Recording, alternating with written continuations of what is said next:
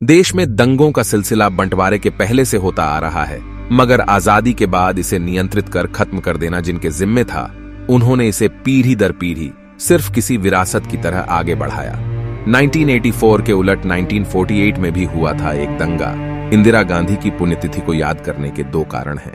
पहला कारण, जिससे सभी वाकिफ हैं कि देश ने एक प्रधानमंत्री खोया जिसे खुद के ही सुरक्षा कर्मियों ने गोली मारकर मौत के घाट उतार दिया।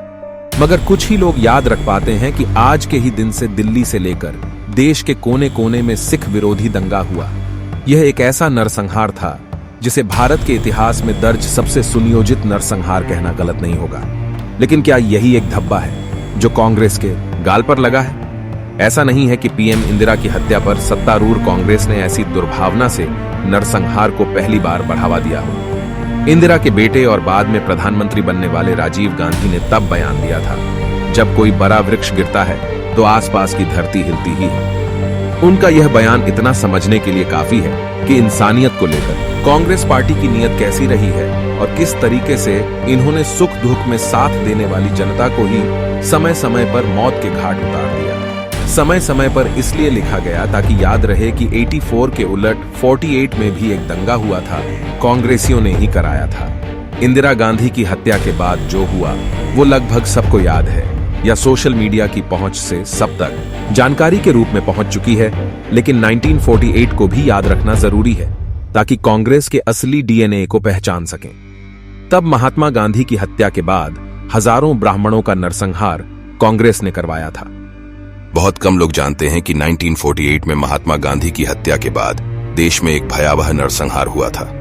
गांधी के मुस्लिम तुष्टीकरण के रवैये से नाराज होकर नाथूराम गोडसे ने 30 जनवरी को उन्हें गोली मार दी थी।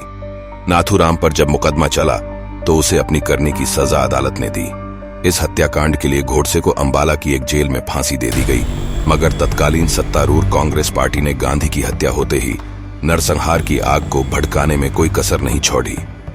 गांधी के भक्तों और पार्टी के अनुयायियों ने गोडसे की जाति के लोगों को निशाना बनाया। नाथूराम गोडसे पुणे, आज के महाराष्ट्र में जन्मे थे और हिंदू धर्म के चित्पावन ब्राह्मण जाति से ताल्लुक रखते थे। इसी को मोहरा बनाकर तत्कालीन सत्तारूढ़ दल और कांग्रेस हाईकमान के इशारे पर पूरे राज्य में निवास करने वाले चित्पावन ब्राह्मणों का कत्ल किया गया। 31 जनवरी से लेकर 3 फरवरी तक पुणे में ब्राह्मणों के खिलाफ हिंसा का जबरदस्त नंगा नाच चला। देखते ही देखते हिंसा की यह चिंगारी जंगल की आग की तरह आग चित्पावन ब्राह्मणों की बहुतायत वाले इलाकों में फैल गई। इनमें सांगली, कोल्हापुर, सातारा शामिल हैं, जहां सैकड़ों लोग मारे गए। हजारों घरों को आग के हवाले कर दिया गया। स्त्रियों के साथ बलात्कार हुए। आजाद भारत का सबसे पहला नरसंहार यही था, जिसमें असंख्य ब्राह्मणों की नृशंस हत्या कर दी गई। अहिंसा के पुजारी गांधी का पार्थिव शरीर जिस वक्त माटी का अपना अंतिम कर्ज चुकाने के लिए चिता पर रखा जाना था, उस वक्त पुणे और आसपास के इलाकों में न जाने कितने ब्राह्मणों का नरसंहार हो रहा था। यह नरसंहार हिंदुस्तान के इतिहास के उन पन्नों में दर्ज है जिसके घटनाक्रमों का जिक्र किसी ने कभी नहीं किया। उस जमाने में भी इस संबंध में अखबार में खबरें कम ही आईं, हालांकि विदेश के अखबारों ने इस पर रिपोर्ट छापी थी।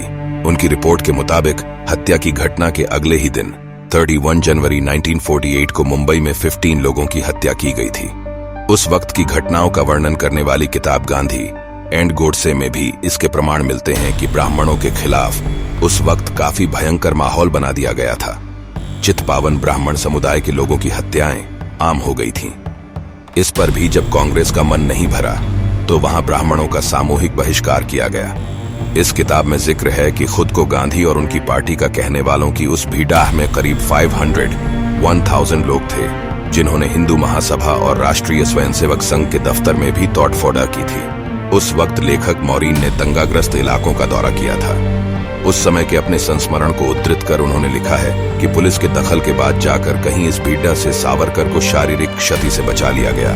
हालांकि उन्होंने यह भी बताया कि दंगे को लेकर पुलिस ने कभी कोई भी सरकारी रिकॉर्ड उनसे शेयर नहीं किया।